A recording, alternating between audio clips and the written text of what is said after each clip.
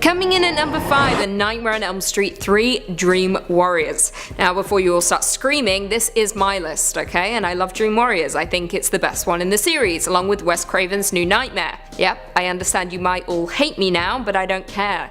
Both of these movies are a damn good time and more enjoyable than the original Nightmare on Elm Street. Back in 1984, the legendary Wes Craven brought us the classic Nightmare on Elm Street, which centers on the fictitious town of Springwood, Ohio, and the teenagers in this town who were invaded and killed in their dreams, and thus killed in reality by the burnt killer with a bladed leather glove, Freddy Krueger. Now the second sequel was a total flop, but I choose not to discuss that one, but then Wes Craven returned once again with arguably the greatest installment in the entire Nightmare franchise, Dream Warriors. In this sequel, the victims, who survived the attack of the dangerous killer, Freddy, learn to control their dreams in an attempt to fight back against the bladed madman. The movie is a fun time, with Freddy having some of the best one-liners in the entire franchise, including him crawling out of a TV and saying, "Welcome to prime time."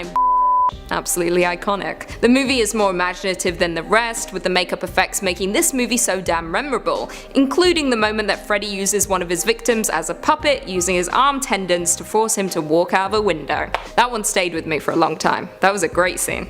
In at number 4 we have VHS 2. VHS 2 was of course the sequel to the smash hit horror anthology VHS, a 2002 horror film created by Brad Miska, with segments directed by the likes of Adam Wingard, David Bruckner, Ty West, Glenn McQuaid, and Joe Swanberg. The film is presented as an anthology of short horror films built into a frame narrative which acts as its own short horror film. Each thought is then linked together with the concept of found footage, everyone's favourite, with each segment being from a VHS tape found in a room. What is found on these tapes are some of the most disturbing and terrifying tales from horror filmmakers. Now, while the first one is a mixed bag, VHS returned with the sequel that blew it well and truly out of the water. Following the same format and style, VHS 2 returned with directors such as Simon Barrett, Adam Wingard once again, Eduardo Sanchez, and Jason Eisner. However, the best of the bunch was by far Timo Teshihunto and Gareth Hugh Evans, with their segment called Safe Haven. This segment follows a news crew composed of 4 members who infiltrate an Indonesian cult in the hopes of shooting a documentary about their mysterious activities. Inside the building they find walls adorned with bizarre symbols, school children in classrooms, and women dressed in white garments. The 20-minute segment begins sinister before going completely insane with a jaw-dropping ending that lingers in people's minds long after the movie ends. Now the other segments are also good, but nothing can quite top Safe Haven, which is why VHS 2 is far superior to its predecessor. Coming in at number 3 we have The Devil's Rejects. Now for those who don't know, The Devil's Rejects is a sequel to the 2003 black comedy horror film House of a Thousand Corpses, written and directed by Rob Zombie. The plot centers on a group of teenagers who are kidnapped and tortured by a psychotic family during Halloween, after traveling across the country to write a book. The movie was inspired by 70s horror movies such as The Texas Chainsaw Massacre and The Hills Have Eyes. Though receiving some negative reviews from critics, the film was a big hit, and Rob Zombie took his success and ran with it, ultimately hitting us with yet another hit just 2 years later, this time with The Devil's Rejects. This was a neo-western horror film that centered on the run of 3 members of the psychopathic antagonistic family from the previous film, who are now seen as villainous protagonists. It quickly became known as one of Rob Zombie's greatest films, with its 70s grindhouse aesthetic, which took influence from the aforementioned 70s movies. The movie is intense, filled to the brim with thrills, dark humor, and intense horror and violence. Saying that though, the movie did receive mixed reviews on everyone's favorite website, Rotten Tomatoes. I know you've all been waiting for me to bring that up. With the general consensus reading, Zombie has improved as a filmmaker since House of a Thousand Corpses and will please fans of the genre, but beware, the horror is nasty, relentless, and sadistic. Doesn't sound like much of a con to me, and it didn't to others either, because this remains one of the Zombie's best movies for a reason. Coming in at number 2, Bride of Chucky. Released back in 1988, Child's Play was the first movie in the Chucky franchise, being directed and co-written by horror legend himself, Tom Holland, not to be confused with Spider-Man. This is different. It stars Catherine Hicks, Dina Manoff, Chris Sarandon, Clarendon, Alex Vincent, and Brad Dourif. Hicks plays a widowed mother who gives her son a doll for his birthday, completely unaware that the doll is possessed by the soul of a serial killer. The film became a cultural hit and one many horror lovers returned to repeatedly. However, its success resulted in two underwhelming sequels, before seemingly finding its footing again with the 1998 sequel Bride of Chucky. Just a side note, my parents got me this when I was very young. They seem to get me weird films when I'm young. They got me Manhunt 2 as well on PlayStation 2. Oh no, it was on my Wii. This is irrelevant information, just information about my childhood, which is why I am the way I am. It was hilarious over-the-top horror that once again followed Chucky, who was resurrected by Tiffany, an ex-girlfriend of the serial murderer whose soul is inside the toy. Following an argument, Chucky kills Tiffany and transfers her soul into a bride doll. To find the magical amulet that can restore them both to human form, Chucky and Tiffany arrange to be driven to New Jersey by Jesse and Jade, who are unaware that their cargo is very much alive. The couple leave a trail of murder and mayhem behind them, and honestly, it is so much fun. Thanks to The Bride of Chucky and its director Ronnie Yu, the franchise was completely revitalized. And finally, coming in at number 1, we have The Evil Dead 2. The 1982 classic The Evil Dead, directed by Sam Raimi, followed 5 college students vacationing in an isolated cabin in a remote wooded area. After they find an audio tape that, when played, releases a legion of demons and spirits, 4 members of the group suffer from demonic possession, forcing the 5th, Ash Williams, to survive the resulting gory mayhem. The movie was a wild, gory ride and instantly became a cult classic among horror movie lovers. However, people questioned whether director Sam Raimi would be able to top his initial masterpiece, but thankfully he took an insane comedic return with Evil Dead 2, leaving most people wondering which was the better movie, and personally I think it's the second. Evil Dead 2 was released back in 1987 and was a parody sequel to the first movie, and once again follows Ash Williams, who vacations with his girlfriend to a remote cabin in the woods. He discovers an audio tape of recitations from a book of ancient texts, and when the recording is played, it unleashes a number of demons which possess and torment him. Sam Raimi created a hit by lowering the scare levels and ramping up the comedy and laughs,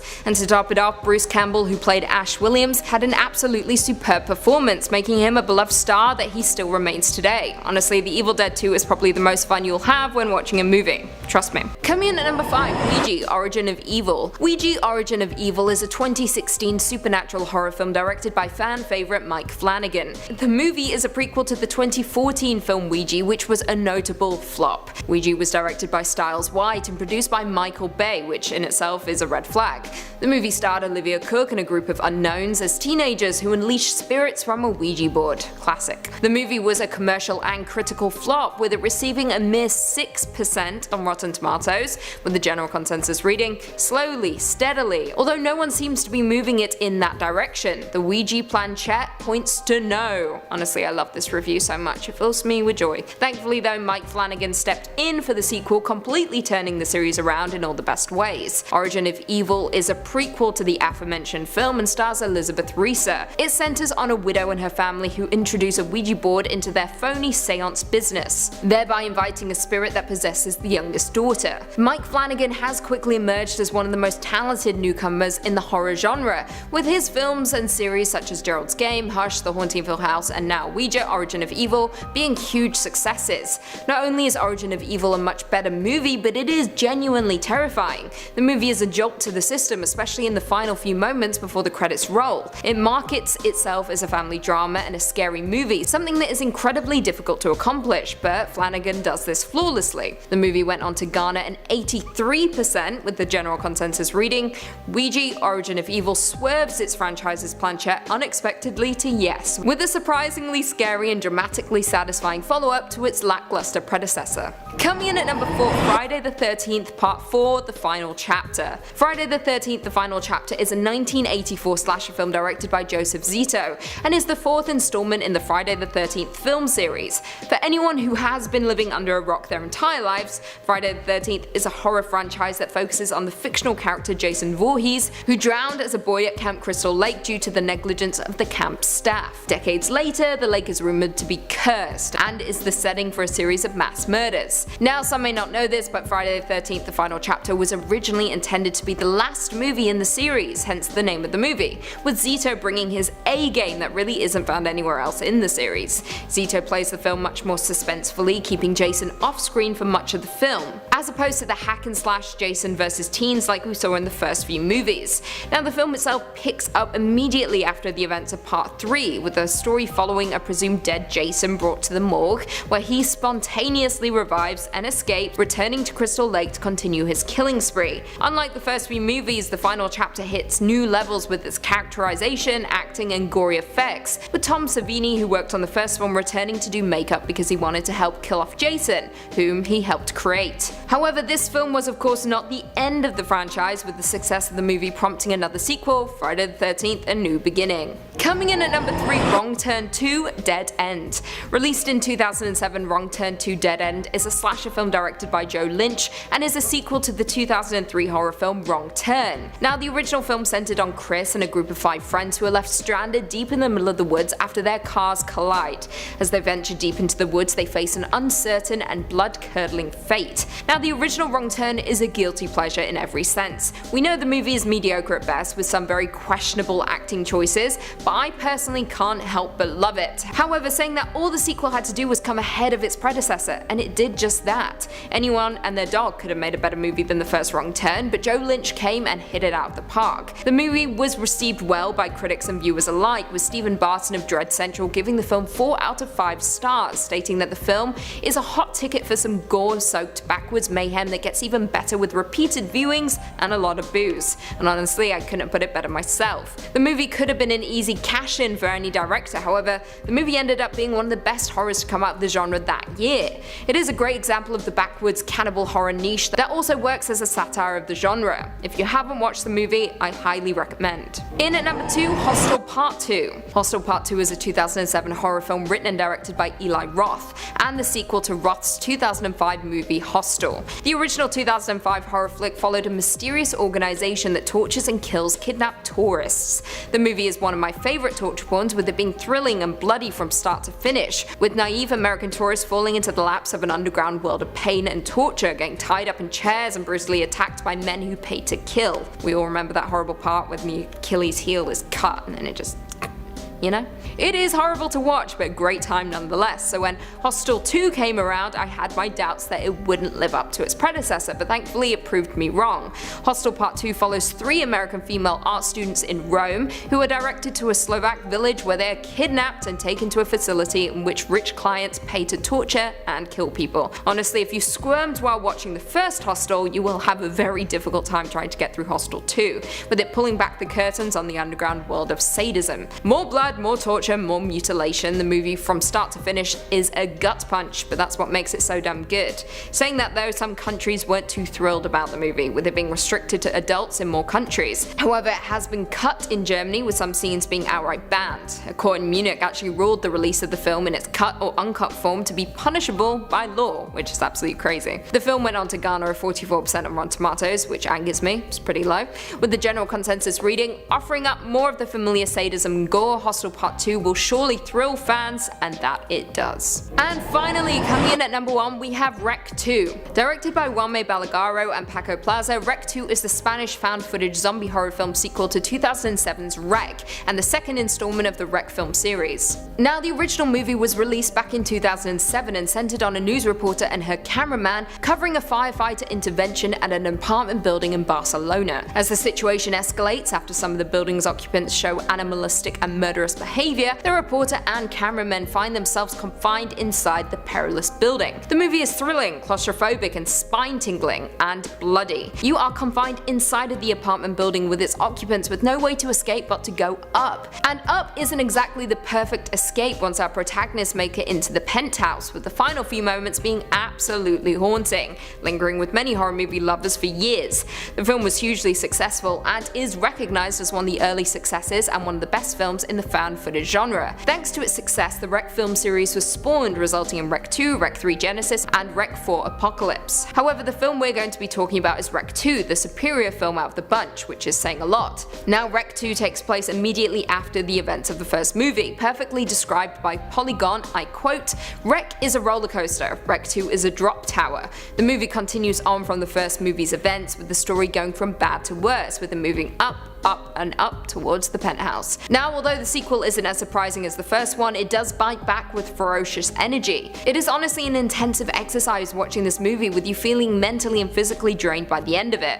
From start to finish, our characters are racing throughout the building trying to escape, but are met with just more hordes of zombies around every turn and up every staircase. Honestly, it's an intense thrill ride from start to finish. In at 5, we have Maniac Cop 2. Directed by William Lustig and released in 1990, Maniac Cop 2 is the second installment in the Maniac Cop film series. The movie follows renegade police officer Matthew Cordell, who once roamed the streets of New York City, unleashing his murderous brand of vigilante justice upon its denizens before being struck down by good cop Jack Forrest. Now, Forrest is eager to move on from those heinous events, but he is stopped short when a familiar killing spree begins. Though thought dead and gone, Cordell is back from the grave and ready to wreak his merciless havoc once more. Now, although Maniac Cop 2 was released direct to video, the movie was considered a huge improvement over its predecessor, with the first being a mix of slasher movie and cop thriller. However, the second saw director Lustig return with a much bigger budget, which he made the most of, making the sequel far surpass the original. It's as much of an action movie as it is a horror, with the movie displaying a series of crazy stunts and genuinely fun terror. Not to mention, there is a truly brilliant scene where a woman is handcuffed to the outside of an out-of-control vehicle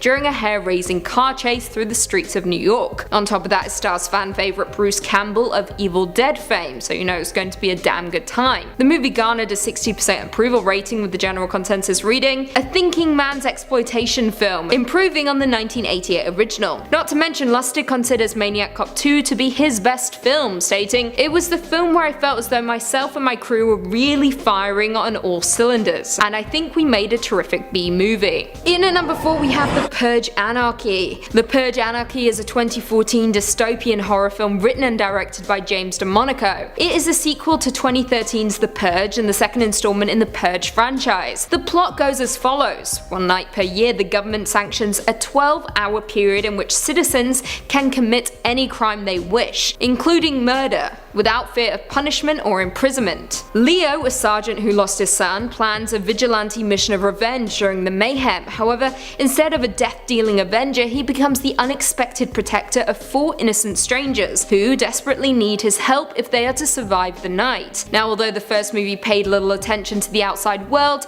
the second movie had so much room to grow, with it leaving behind the safety of the home and step foot onto the murderous streets, leaving you completely vulnerable and afraid. By putting the central characters in the outside world, we witness firsthand the destruction and fallout from the Purge, and honestly, it is far more satisfying than the first movie. The film was far superior to its predecessor, but despite that, it only garnered a 56% approval rating, with the general consensus reading, "Gritty, grisly, and uncommonly ambitious." The Purge Anarchy represents a slight improvement over its predecessor, but it's still never as smart or resonant as it tries to be. Straight savagery. Following Anarchy came the Purge election year, and honestly, I choose not to discuss that movie because it was atrocious, although a lot of people disagree with me. In at number 3, we have Blade 2. Blade 2 is a 2002 superhero horror film based on the fictional character Blade from Marvel Comics, with the movie being directed by the legendary Guillermo del Toro and written by David S. Goyer. The movie is a sequel to the first film and the second part of the Blade film series, followed by Blade Trinity.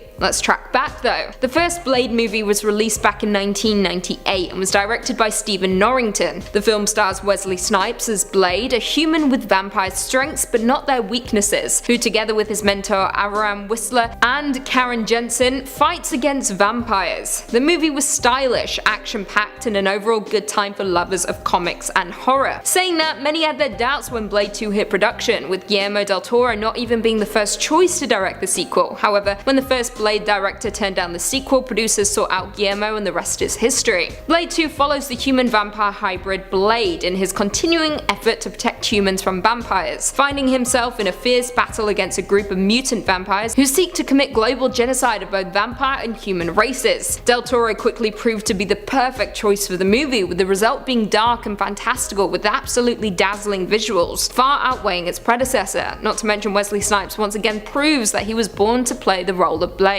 In at number 2 we have The Woman. The Woman is a 2011 horror film directed by Lucky McKee and is the sequel to the 2009 film Offspring. First and foremost, Offspring, released in 2009, centers on survivors of a feral flesh-eating tribe who abduct locals. Now jumping forward to The Woman, a lawyer puts his family in jeopardy when he captures the last member of the violent clan and tries to forcibly tame her. Pollyanna McIntosh reprises her role as The Woman, a feral from the clan of inbred cannibals inhabiting the northeastern coast. As you would expect, the line gets uncomfortably blurred throughout the movie as you struggle to figure out who the real monster of the movie is, the lawyer or the feral woman captive in his cellar. Throughout, the woman is subjected to horrific forms of torture in order to rehabilitate her, with The Woman being equally as brutal as its predecessor, with both movies being based on the novels by Jack Ketchum. Both are equally as brutal as each other and both difficult films to swallow. Not to mention it has an epic finale that forces you to question your own morals. The Woman is a favourite among horror movie fans, with the film currently holding a 72% approval rating. The general consensus reading: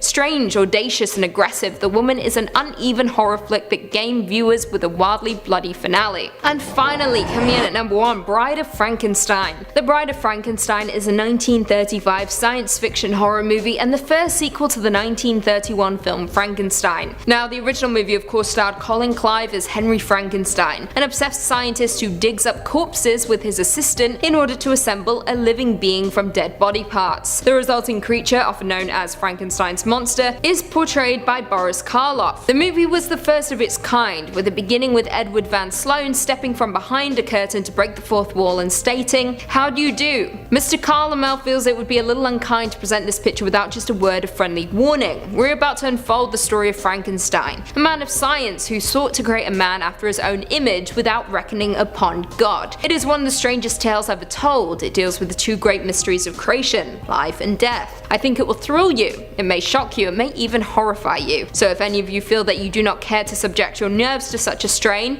now's your chance to well, we warned you. Very chilling indeed. The film was a commercial success, resulting in the sequel, The Bride of Frankenstein. The Bride of Frankenstein starts as an immediate sequel to the events that concluded the earlier film, and is rooted in a subplot of the original Mary Shelley novel, Frankenstein or the Modern Prometheus. In the movie, a Chastain Henry Frankenstein abandons his plans to create life, only to be tempted and finally coerced by his old mentor Dr. Pretorius, along with the threats from the monster, into constructing a mate for the monster. The movie is widely regarded as one of the greatest sequels in cinematic history, with many fans and critics alike considering it to be an improvement on the original Frankenstein. The sequel improves on everything that makes Frankenstein so great, from the imagery to the atmosphere and even Boris Karloff's performance as the misunderstood monster. It's truly worth your time.